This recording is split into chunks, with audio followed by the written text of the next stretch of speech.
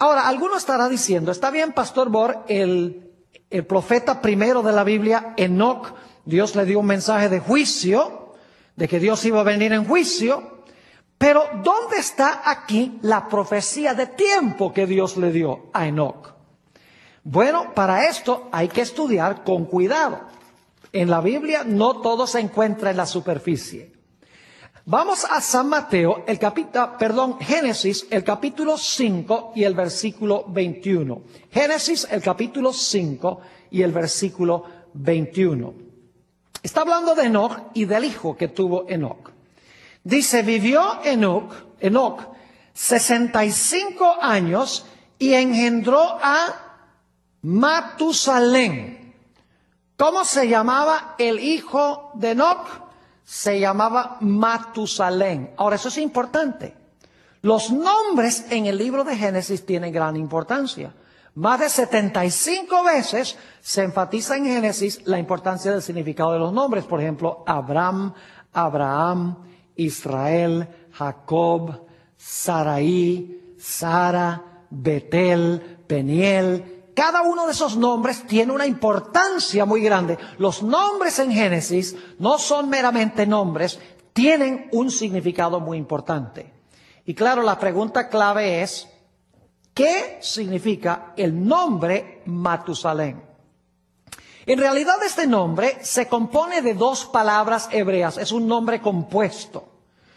La primera parte del nombre Matusalén viene del hebreo mut, que significa morir.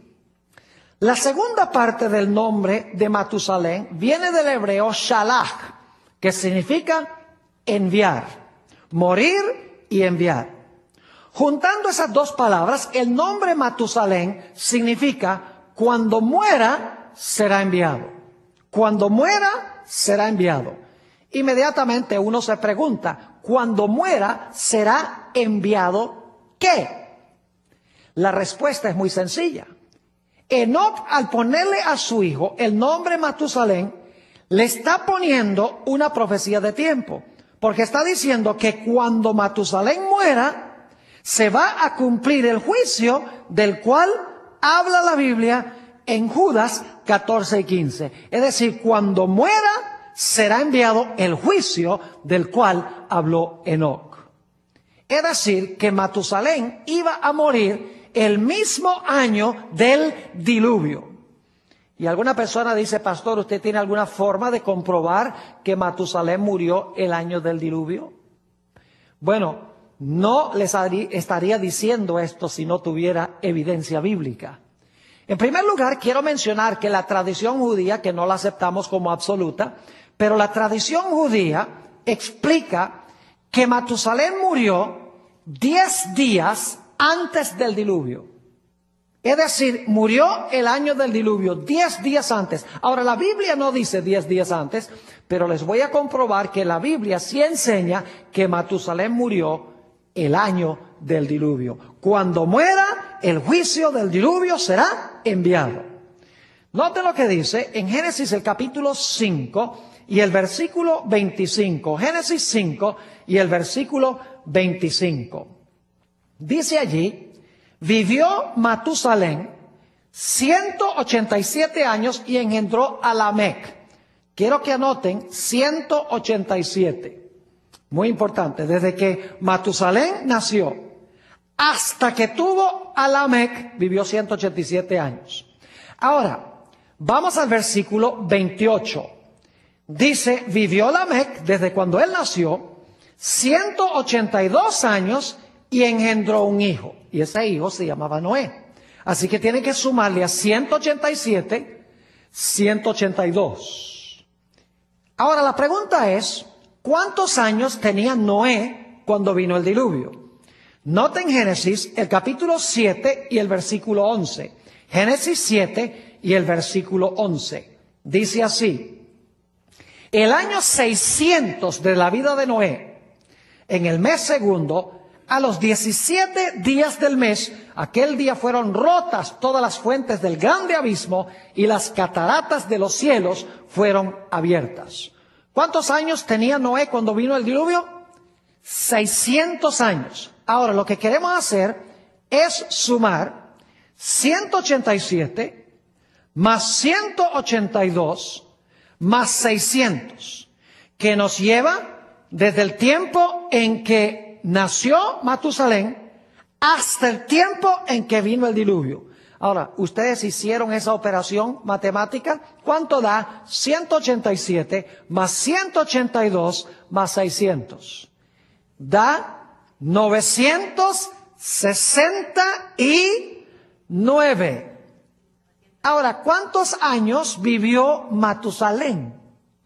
Note lo que dice Génesis 5 y el versículo 27. Génesis 5 y el versículo 27. Dice allí, fueron pues todos los días de Matusalén 969 años y murió. Pregunta entonces, ¿murió Matusalén el año del diluvio? Absolutamente. Así que cuando Enoc le puso Matusalén, le estaba poniendo una profecía de tiempo. Estaba diciendo, cuando mueras, el juicio del cual yo hablé será enviado. Ahora, lo interesante es que este mensaje no era para los días de Enoc. Enoc fue transportado al cielo, dice la Biblia, y no vio cumplirse esta profecía. Es decir, no era para su época, no era verdad presente para su tiempo. Así que Dios llamó a Enoc, le dio un mensaje de juicio. Conectado con el mensaje de juicio había una profecía de tiempo, y esta profecía no era para los días de Enoc, era para el tiempo del cumplimiento. Ahora, se me ocurre preguntar, al final de este periodo, cuando iba a venir el juicio, ¿levantó Dios a otro profeta que impartió el mismo mensaje que había impartido Enoc? Claro que sí. ¿Cómo se llamaba ese profeta? Ese profeta se llamó Noé.